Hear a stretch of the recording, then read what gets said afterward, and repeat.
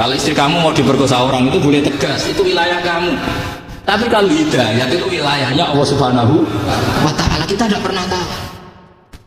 Bahkan yang sudah Islam saja, itu nggak ada jaminan mati husnul. Kita tahu dalam sejarah Salabah itu dapat gelar hamamatul masjid, merpatinya masjid. Tapi kita tahu akhirnya Salabah itu apa? Su'ul khotimah. Sampai dalam Islam selalu diajarkan yang muqallibal qulub sabit qalbi ala dini. Jadi kalau kita sendiri saja masih ingin selalu husnul khotimah ini, agak ada ruang untuk mudah menvonis orang lain. Makanya saya salut sekali ketika Habib Umar menulis, kita semua ini mengkhidmati hadal kaum dan selalu berharap bisa saja suatu saat orang yang sedang kafir bisa saja suatu saat muslim. Nah soal kalau yang sama yang harbi menyerang kita ya tarung. Kalau akhirnya kalau yang merangi kita ya kita wajib perang, kalau enggak ya habis kita. Seperti kita lakukan ketika diserang Belanda. Tapi ketika mereka mustakman, dimi, mu'ahad, orang-orang kafir yang mau berdamai dengan kita, ya kita damai. Sebagaimana yang dilakukan Rasulullah SAW ketika berdamai dengan kafir Quraisy yang dipimpin Suhail bin Amr. Masyhur itu dalam tarikh. Sehingga ceritakan Sayyidina Ali ini pernah konflik sama orang Khawarij. Kata Sayyidina Ali, ya sudahlah, namanya kita musuhan, kita tidak usah ketemu, pakai mediator, kata Sayyidina Ali. Kata orang Khawarij, ini apa-apaan kok butuh mediator? Nggak ada Qurannya, nggak ada hadisnya. Kira-kira kalau Pak Sayyidina Ali orang Jawa, nggak ada pada tahu. Walhasil Sayyidina Ali akhirnya baca ayat, wa in khiftum shiqaqa bainihima fab'atsu hakaman min ahli wa hakaman min ahliyah. Jika suami istri tengah konflik, maka yang keluarga suami kirim mediator, yang keluarga perempuan juga kirim mediator. Terus kata Sayyidina Ali, wa amru ummati Muhammad a'dhamu min amri rajulin wa imra'atin. Kalau suami istri saja ketika konflik butuh mediator, apalagi ini kelompok besar pasti lebih butuh mediator. Akhirnya lalu mediatornya siapa? Kata Sayyidina Ali, ya siapa saja yang penting baik. Ditunjuk seseorang, diprotes sama orang Khawarij, ini orang nggak kredibel. Oh, terus Sayyidina Ali marah-marah. Rasulullah itu pernah berdamai dengan orang, bahkan orang itu kafir, yaitu Sulhul Hudaybiyah. Nabi itu berdamai dengan orang yang bernama Suhail bin Amr ketika itu kafir. Makanya ini menunjukkan bahwa musyawarah ma'al kufar itu boleh demi kelangsungan bernegara, berbangsa. Kamu tidak usah meragukan reputasi NU ketika dulu kafirnya kafir harbi zaman Belanda ya Bang Hasim fatwa apa? Jihad.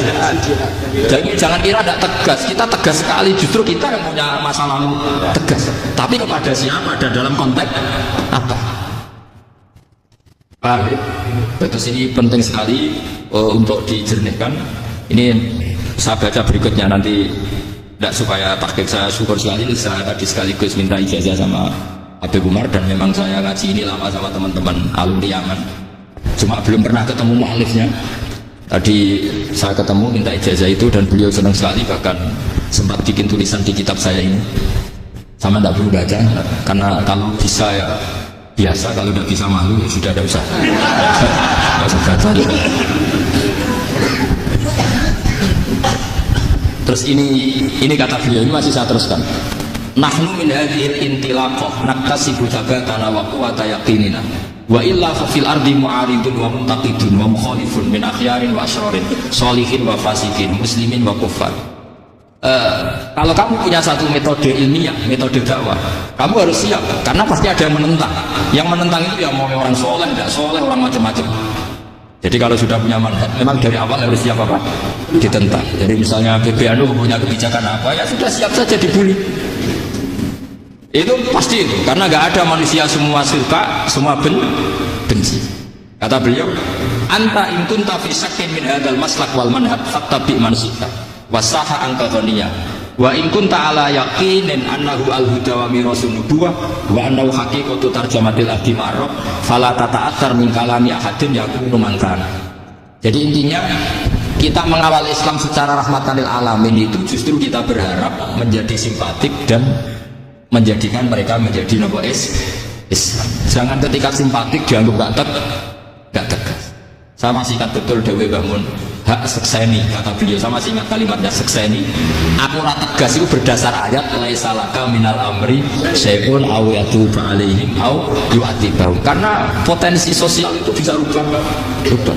Orang yang sekarang kawan kamu bisa saja suatu saat jadi musuh. Yang sekarang musuh kamu bisa saja suatu saat jadi kawan. Terus kamu ngambil sikap tegas dalam sesuatu yang nggak stabil seperti ini, lalu tegas itu kan nggak pada tempatnya. Makanya yang seperti ini kata Allah pakai asa. Asa itu menawa-menawa. Asa mau ayyaj'ala bainakum wa bainal ladzina 'ataitum minhum mawaddah. Bisa saja orang yang sekarang musuhan dengan kamu suatu saat dijadikan mawaddah. Kamu tidak mawaddah itu saling mengasihi. Kamu tidak usah tanya Allahu qadir kata Allah, karena Allah mampu. Jadi dalam hukum-hukum sosial Allah seringnya bilang apa? Asa. Misalnya wa asa an takrahu syai'an wa huwa khairul lakum wa asa an tuhibbu syai'an wa huwa syarrun lakum. Karena masalah sosial ini semuanya asa, yang pernah tahu siapa? Bisa saja sekarang saya Roy Surya, nanti SK-nya nggak turun lagi, tapi saya ada apa-apa. Bisa saja nanti santri 10 tahun dipimpin 3 bulan, nggak apa-apa. Bolak-balik nggak apa-apa, saya tidak akan kecewa. Karena Masya Allah, karena malam biasa. Wassalamualaikum warahmatullahi wabarakatuh.